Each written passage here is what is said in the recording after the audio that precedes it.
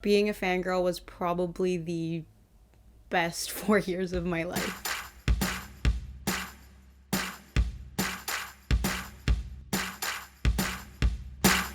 So I made my first fan account for a Australian pop singer named Cody Simpson in 2011. At the time, I didn't know what would come of it.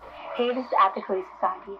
I'm going to be seeing Cody later today. In those 4 years, I really lucked out because I was able to find a community that was interested in the same things as me.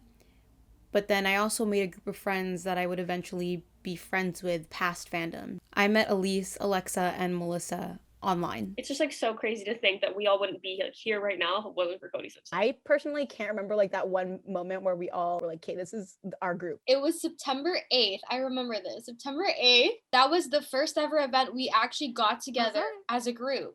We were doing social media marketing before we even knew what social media marketing was. I was able to build my Twitter account from 0 followers to 20K followers. I can tell that to employers. Like, that's something that I have that's like tangible, that I can say, like, I built this Twitter account all on my own when I was 12 years old up until I was like 16 or 17. I learned a lot of like soft skills, but I remember being like, if I want something to happen, I have to be so bold right now. Like, I remember us being like all nervous to like, if we see management just like standing there, we have to go up and talk to them. You do the same thing in interviews. You do the same thing when you're in doing things like this, panel discussions. Like, you have to bring your best self and you have to be able to turn that on even if you're not ready. Like right now, I'm a social media manager for an artist. It's crazy to see how they adore artists in the way that they want to get recognized. So now I just want to interact with them just because I know how it feels. Alexa, are you saying every time I hope for a Cody Simpson retweet, it wasn't him? I'm not saying that. My best emailing skills come from literally just emailing management. I was like 12, like, okay, how do I email a person from a marketing team? How do I do that? I have no idea. Exactly. I'm like emailing the man from HMV. I'm like, can I have an event at your store? I'm like 15. Like, can I have an event? Can someone explain what a buyout is or a whiteout is? Basically, a whiteout or a buyout is when you go to a store, you buy out all the CDs, and that's how you promote the artist. And one of the events we did, Warner Music, our marketing rep, decided that anyone who bought a CD would get a raffle ticket, and then you could win a phone call for Cody Simpson. So we ended up getting quite a few fans that day. On that same day, we're like talking to management, and they were like, if you guys go to this one place at this time, you guys can meet Cody Simpson. We were the dictators of pop culture. We would call radio stations in New Jersey, in Pennsylvania, in California. We would call all these places and we would request these songs, and it was up to the fans. C1035, who you voting for in the Rumble? Cody Simpson? Cody Simpson, you got it. What's your name? Lisa. Lisa, you rock, girlfriend. Z1035, who you voting for on the Rumble? Can me and my sister vote for Cody Simpson? 2 votes, Cody Simpson. Yeah. Gotcha. Thanks a lot. Fangirls are willing to do whatever it takes to make sure that their artist is being recognized for what they believe they should be recognized for.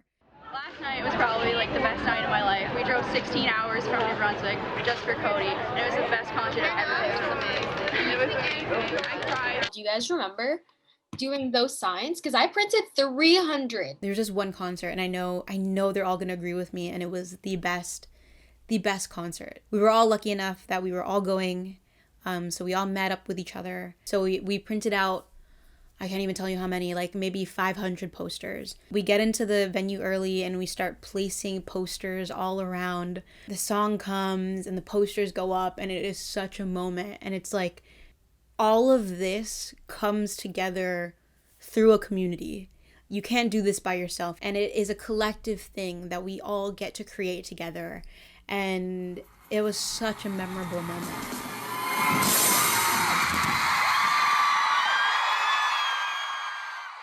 When people see you as a fangirl, they think you're like, oh, you're like 9 years old. Like childish? Yeah, like you're childish because you're idolizing someone. I kept kind of my like online and I guess in real life offline life separate. I'm 16 years old, and my friend Julie and I are huge Cody Simpson and Victoria Duffield So fans. no one at school really knew, but I recall one time This was right after we interviewed Cody Simpson, and this girl, I guess she was also a Cody Simpson fan, so she saw it and then sent the link around to people, like making fun of me. I didn't even know her. I was like spreading it around the school. It was so weird. An event that year in December called The Big Jingle happened. We were kind of helping Warner out at the time, and we were giving away Cody Simpson stickers to everyone. Ended up bumping into a few girls from high school there. They were being super nice to me, and I was like so excited to see them. And then I came back to school the next day, and girls were saying the meanest things about me. And I remember like I was going into gym class, and one of my friends when we said, like, just so you know, like, I'm not going to name names, but these girls are being like really rude about you. There were other Cody fans who definitely did not like us. And when we would walk past them in concerts, like these are strangers, people I don't know, would glare at us, like give us the dirtiest looks, or they would snicker. You could hear them talking about us behind our backs. I think what I quickly noticed is people will say anything on the internet, and that kind of subsided. But now in the virtual world now, I'm noticing a lot more of the same stuff. I don't really remember getting any hate online, but Everyone liked you. Everyone liked you. Yeah. Teenage girls are so resilient. We were doing all of these things and still getting good grades. We're doing all of these things and we still had lives at school. We still had friends at school. We still had extracurriculars. We still had homework. And we did it. And we did it with basically a part-time job. I feel like looking back now, I have mixed feelings.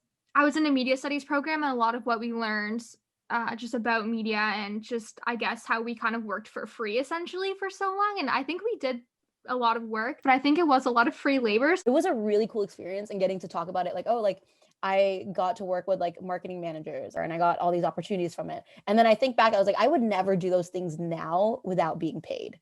Like, oh, 100%. It's like a 2-year unpaid internship. Truly. It was so much. I have done my fair share of promoting him all around Toronto and on the internet. I have his For You album, his On My Mind album that's not in Canada, and his Coast to Coast album. It was fun though. Like I wouldn't take back. Like I honestly wouldn't change a thing about it. No, me either. Me either. I feel like I come across bitter sometimes, but I definitely don't regret it. Like I would do it again. It was very quick for me to realize that this isn't just Cody Simpson. This is getting to hang out with my friends and people that I don't readily see. I think without you guys, it would have been an entirely different experience. Because when I think back, my favorite times weren't even meeting him. I feel like that was always kind of a bit stressful. The best times were like hanging out with you guys and actually just like vibing to the music, going to the actual concert. Hey, I'm Jillian. I'm 14 years old and I might love Cody Simpson and Victoria Duffield till the end. Do you guys have advice for either like your fangirl stuff or like just fangirls now? When you're at concerts, make sure you're living in the moment, enjoying what's in front of you instead of capturing every single thing. And make friends. Like these are people who you can bond over one thing, but you likely have so many other things in common with them. It's a great network of people. I really like take advantage of those friendships and don't lose them. I think also as fangirls, like you have a lot of power, like as a collective, especially if you want to get something done, like you can do it. You have so much power, and I don't even think we realized it, like the things that we were able to accomplish. I think fangirls now are more powerful than ever. They have found so many innovative and incredible ways to make their voices heard. People believe that fangirls are like monolithic and that they only have this one personality to them, and that is being a fan, being a fangirl, you know, obsessing over an artist. But that's just so far from the truth. I'm like so proud to be a fangirl. 'Cause I was the groupie and he was the star. I knew all his stories, I knew them by heart. And I was the fangirl at the front of the show, pointing the spotlight that he didn't know. 'Cause he didn't know me, yeah, he didn't try. 'Cause once you got a groupie, you got him for life. He'd always